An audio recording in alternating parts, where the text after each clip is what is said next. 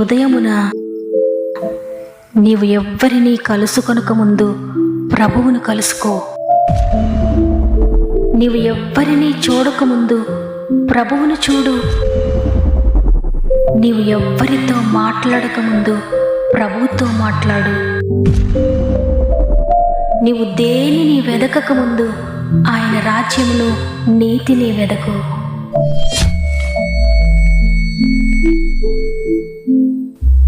Praise the lord. దేవునికి మహిమ కలుగును గాక. ఈ ఉదయకాలమున గాడ్ ఫస్ట్ అనే వాగ్దాన కార్యక్రమానికి మరొకసారి మిమ్మల్ని అందరినీ హృదయపూర్వకంగా ఆహ్వానిస్తూ ప్రభు నామంలో నా యొక్క ప్రత్యేకమైన శుభములు మీ అందరికీ తెలియజేస్తూ ఉన్నాను. ఎలా ఉన్నారు ప్రియ దేవుని బిడ్డలారా? బాగున్నారు కదా? అవును, ఆయనను ఆశ్రయించిన ప్రతి ఒక్కరిని కూడా నడిపించి గొప్ప దేవుడు. ఏ పరిస్థితులు ఏ విధంగా ఉన్నా భయపడకండి, ఎందుకంటే బ్రతికి ఉన్న దేవుని మనం కలిగి ఉన్నాం. మీ ప్రతి పరిస్థితిని కూడా జీవింపజేయగలడు, మిమ్మల్ని బ్రతికించగలడు. ఆయన చేతులకు అప్పగించుకొని మీ దినమును ప్రారంభించండి. అదేవిధంగా మీలో ఇంకెవరికైనా ప్రేయర్ రిక్వెస్ట్ ఉంటే కామెంట్స్ రూపంలో తప్పక నాకు తెలియచేయండి. మీ అందరి కోసం ప్రార్థిస్తూ ఉన్నాను. దేవుని చేతుల్లో ఉన్నారు మీరు కూడా ప్రార్థనలో పోరాడండి. ప్రార్థనే మూయబడిన ప్రతి ద్వారమును తెరవబోతోంది. దేవునికి మహిమ కలుగును గాక. ఈరోజు దేవుడు మనకు అనుగ్రహిస్తున్న శ్రేష్టమైన వాగ్దానాన్ని చదువుకుందాం. ఆదికాండము 17వ అధ్యాయము 1వ వచనము. నేను సర్వశక్తిగల దేవుడను. ఆమేన్. చూడండి, చాలాసార్లు దేవుని యొక్క ఉనికిని మనం తెలుసుకోలేకపోతాం. ఆయన శక్తిని మనం తెలుసుకోలేక ఈ విషయం కూడా దేవుడు జరిగించగలడా, ఈ స్థితిలో నుండి కూడా నన్ను లేవనెత్తగలడా, నా కుటుంబాన్ని లేవనెత్తగలడా, ఈ పరిస్థితులన్నీ దేవునికి కనబడుతున్నాయా లేదా, ఎందుకు ఇంత ఆలస్యం అవుతుంది, ఎందుకు ఈ విధంగా జరిగింది, ఎందుకు నా పరిస్థితులన్నీ ఈ విధంగా మారిపోయాయి, ఇక విడుదల లేదన్నట్లుగా నలిగిపోతూ ఉండడం జరుగుతుంది. అందుకే దేవుడు ఈరోజు మాట్లాడుతున్నారు, నేను సర్వశక్తి కలిగిన దేవుడునని. బైబిల్ గ్రంథంలో ఎల్ షడాయ్ దేవుడుగా, సర్వశక్తి కలిగిన దేవుడుగా ఆయన చాలాసార్లు కనపరుచుకున్నాడు. దాదాపు 48 సార్లు ఈ నామం మనకు కనిపిస్తుంది బైబిల్ గ్రంథంలో. ఎల్ షడాయ్ అంటే అసాధ్యాలను సాధ్యం చేయగలిగిన దేవుడు. ఆయన తన వాగ్దానాలను నిలబెట్టుకోగలిగిన దేవుడు. ఆయన ఏం చేద్దామనుకుంటున్నాడో తన బిడ్డల కొరకు దాన్ని చేయగలిగిన సమర్థుడు. ఆయన అన్నిటికీ చాలిన దేవుడు. ఇక్కడ 99 సంవత్సరాల వయసు కలిగిన అబ్రహామునకు దేవుడు ప్రత్యక్షమై మాట్లాడుతున్నాడు. నేను సర్వశక్తి గల దేవుడను, నా సన్నిధిలో నడుచుచు నిందారహితుడు అయి ఉండుము. దేవుడు ఆ విధంగా మాట్లాడినప్పుడు అబ్రహాము జీవితము ఎంతో దుర్భరంగా ఉంది. 99 సంవత్సరాలకు కూడా బిడ్డలు లేని పరిస్థితిలో ఉన్నాడు.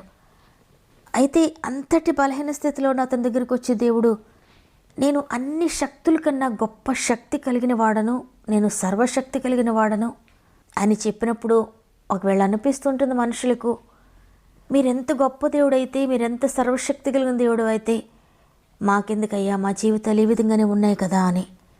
అందుకే ఆయన సర్వశక్తి కలిగిన దేవుడుగా నిరూపించుకోవడానికి 100 సంవత్సరాలకు అబ్రహాముకు దేవుడు సంతానాన్ని అనుగ్రహించాడు. అవును, ఆయన నమ్మిన వారిని ఆయన ఎప్పుడైనా ఆశీర్వదించగలడు. ఈ లోకంలో శక్తులన్నీ ఓడిపోయినా, పరిస్థితులన్నీ చేయి దాటిపోయినా ఆయనకు అవసరం లేదు. ఆయన సర్వశక్తి కలిగిన దేవుడు.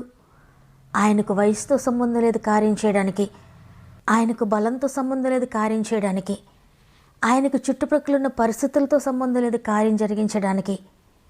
సాధారణంగా మనుషులందరి జీవితాలు ఏ విధంగా కార్యాలు జరుగుతాయో ఆ విధంగా జరిగించాడు ఆయన. సాధారణ పరిస్థితులను అసాధారణ పరిస్థితులుగా మారుస్తాడు. సాధ్యం కాని వాటిని, అసాధ్యమైన వాటిని సాధ్యపరచగలిగిన సర్వశక్తి కలిగిన దేవుడు ఆయన.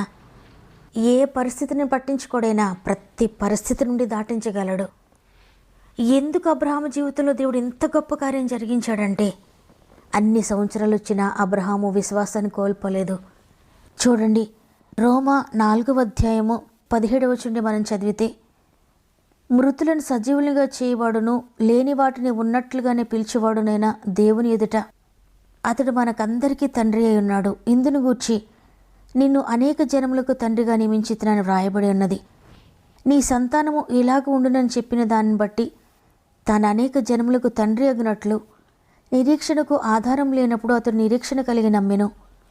మరియు అతడు విశ్వాసమునందు బలహీనుడు కాక రమారమి 100 వయసు గలవాడై ఉండి అప్పటికి తన శరీరము మృతతుల్యమైనట్లును శారా గర్భమును మృతతుల్యమైనట్లును ఆలోచించును గాని అవిశ్వాసం వలన దేవుని వాగ్దానమును గురించి సందేహింపక దేవుని మహిమపరిచి ఆయన వాగ్దానం చేసిన దానిని నెరవేర్చుటకు సమర్థుడని రూఢిగా విశ్వసించి విశ్వాసం వలన బలము పొందెను.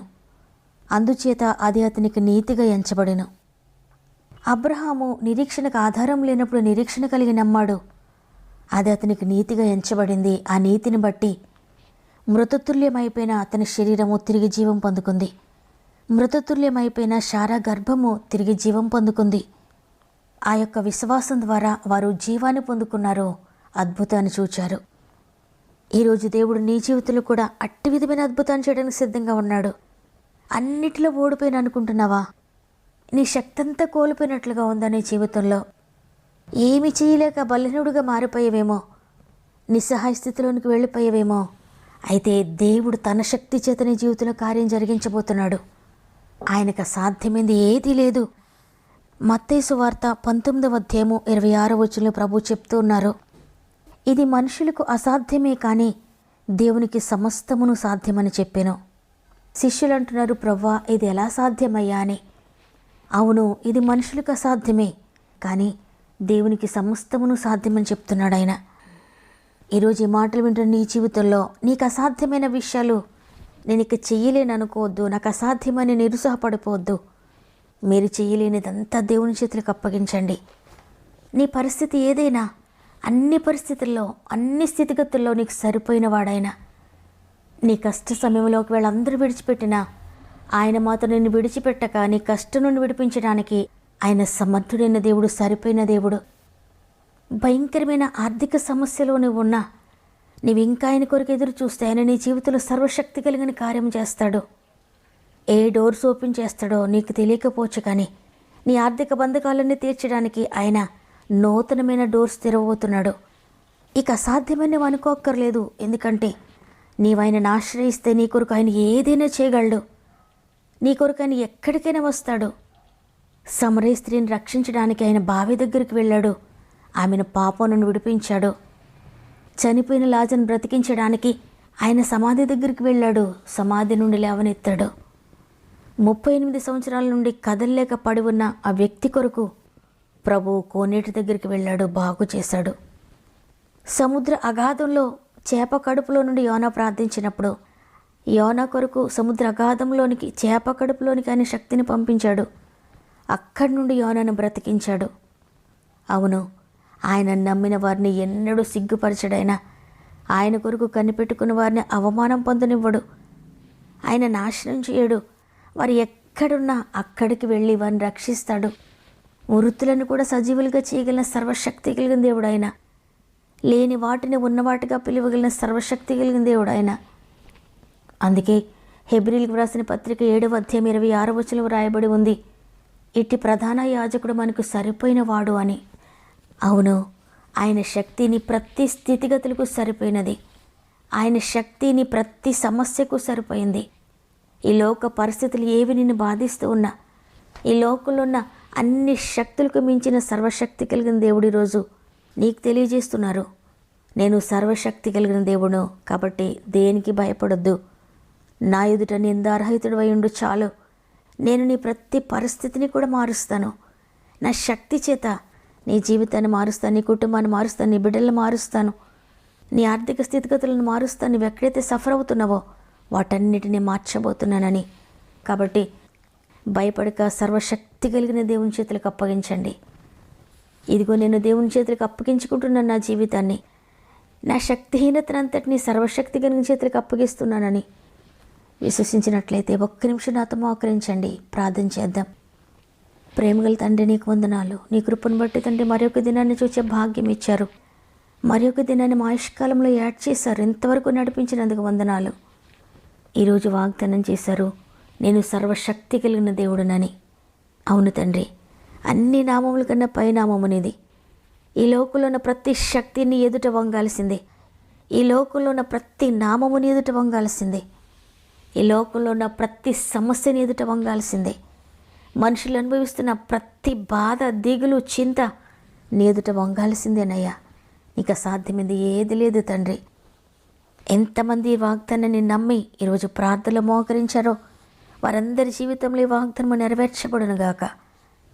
వారి జీవితంలో దేవుడు సర్వశక్తి కలిగిన దేవుడుగా ఉండునుగాక. వారి సమస్యలన్నిటిలో దేవుడు సర్వశక్తి కలిగిన దేవుడుగా ఉండునుగాక. వారు చెయ్యలేని, వారు దాటలేని ప్రతి పరిస్థితిని సర్వశక్తి కలిగిన దేవుడు దాటించునుగాక. ఎంతమంది అయితే సమస్యలో ఉండి ప్రార్థన అవసరం కోరుతున్నారో ప్రతి సమస్య మీద యేసు రక్తాన్ని ప్రోక్షిస్తున్నాను. సర్వశక్తి కలిగిన చేతులు ప్రతి ఒక్కరిని వారి సమస్యలను విడిపించునుగాక. సర్వశక్తి కలిగిన చేతులు ప్రతి వ్యాధి నుండి విడిపించునుగాక. ప్రతి బాధ నుండి విడిపించునుగాక. ప్రతి వ్యసనం నుండి విడిపించునుగాక. ప్రతి పాపం నుండి విడిపించునుగాక. ప్రతి ఆర్థిక బంధకం నుండి విడిపించునుగాక. ప్రతి కోర్టు కేసు నుండి విడిపించునుగాక. ప్రతి విధమైన అజ్ఞానం నుండి విడిపించునుగాక. ప్రతి విధమైన కుటుంబ కలత నుండి విడిపించునుగాక. ఎంతమంది భార్యాభర్తలు విడిపోయిన స్థితిలో ఉన్నారు, నీ సర్వశక్తి కలిగిన నామమును బట్టి ప్రతి ఒక్కరూ కూడా తిరిగి సమాధానపడుదురుగాక. విచ్ఛిన్నమైపోయిన ప్రతి కుటుంబము తిరిగి కట్టబడునుగాక. ఎన్ని కుటుంబాలు అయితే చింతతో ఉన్నారో, అశాంతితో ఉన్నారో, యేసునామములో శాంతి కలుగునుగాక. యేసునామములో సమాధానంతో నింపబడుదురుగాక. ప్రతి వ్యాధి ప్రతి కుటుంబాన్ని విడిచిపెట్టి వెళ్ళిపోనుగాక యేసునామములో. ప్రతి ఆర్థిక బంధకమును ప్రతి కుటుంబాన్ని విడిచిపెట్టి వెళ్ళిపోనుగాక యేసునామములో. ఏదైతే ఆలస్యం అవుతుందో కుటుంబాల్లో, ధనం ఆలస్యం అవుతుందేమో త్వరపెట్టి కార్యం జరిగిస్తున్నందుకు వందనాలయ్యా. వివాహం ఆలస్యం అవుతుందేమో త్వరపెట్టి కార్యం జరిగిస్తున్నందుకు వందనాలు. గర్భఫలం ఆలస్యం అవుతుందేమో అద్భుతం చేస్తున్నందుకు వందనాలు త్వరపడి. ఉద్యోగం ఆలస్యం అవుతుందేమో త్వరపడి అద్భుతం జరిగిస్తున్నందుకు వందనాలయ్యా. తండ్రి, ఎంతమంది డిసప్పాయింట్మెంట్లో ఉన్నారో, నిరుత్సాహంలో ఉన్నారో, ఎంతమంది డిప్రెషన్లో ఉన్నారో, ఎంతమంది ఒంటరితనంలో ఉన్నారో ప్రతి గోడలు యేసునామములో కూలిపోనుగాక. ఎంతటి సమస్య అయినా, ఏ శత్రువైనా రెస్టోరేషన్ ఆపలేదు. యేసునామములో కోల్పోయినవన్నీ తిరిగి పొందుకుందురుగాక. పోగొట్టుకున్నవన్నీ తిరిగి రెస్టోర్ అవ్వనుగాక యేసునామములో. తండ్రి, అనేక అద్భుత కార్యములు, సర్వశక్తి కలిగిన కార్యములు ప్రతి కుటుంబంలో మీరు జరిగిస్తున్నందుకు వందనాలు చెల్లించుకుంటూ, ఈరోజు ఎగ్జామ్స్ రాసిన బిడ్డలందరినీ గాయపడిన చేతులకు అప్పగిస్తున్నాను. నీ జ్ఞానముతో, జ్ఞాపక శక్తితో నింపి నడిపించండి. ఈరోజు ప్రత్యేకంగా పుట్టినరోజులు, పెండ్లి రోజులు జరుపుకున్న వారందరినీ కూడా చేతులు పెడుతున్నాను. ఈ సంవత్సరం అంతా మీరు తోడుగా ఉండి నడిపించండి. ఈ దినమును ప్రారంభిస్తూ ఉండగా ఈరోజంతా మా ఆత్మీయ కుటుంబం అంతటికీ తోడండి నడిపిస్తారని, వారి కష్టార్జితమును ఆశీర్వదించి, వారి చేతి పనులను దీవించి, వారి యొక్క ప్రతి ప్రయత్నమును ఆశీర్వదించి, వారు వెళ్ళే ప్రతి స్థలములో మీరు తోడుగా ఉండి నడిపిస్తారని యేసయ్య పరిశుద్ధమైన నామములు అడిగి వేడుకొంచున్నాను తండ్రి. ఆమేన్. ఈరోజు వాగ్దానాన్ని విన్న ప్రియ చెల్లి, ప్రియ తమ్ముడు, ఏ శక్తి కలిగిన కార్యం ఇంతవరకు చూడలేక, దేవుని శక్తిని ఇంతవరకు నేను పొందుకోలేదు, ఏ కార్యము నేను చూడలేదని నిరుత్సాహంలో ఉన్నారా? సర్వశక్తి కలిగిన దేవుడు ఈరోజు నీ జీవితంలో కార్యం చేయబోతున్నాడు. మీ విశ్వాసం ద్వారా మీరు పొందుకోగలుగుతారు. విశ్వసించండి. నేను నమ్ముతున్నానన్న వారందరూ కూడా ఆమెను కామెంట్ రూపంలో తెలియచేయండి. లైక్ చేయడం, షేర్ చేయడం మర్చిపోకండి. దేవుని చిత్తమైతే తిరిగి రేపు అందరం కలిసి ఆయనను స్తుతిందాం. అంతవరకు ప్రభు మీకు, మీ కుటుంబాలకు తోడేండి నడిపించును గాక. God bless you.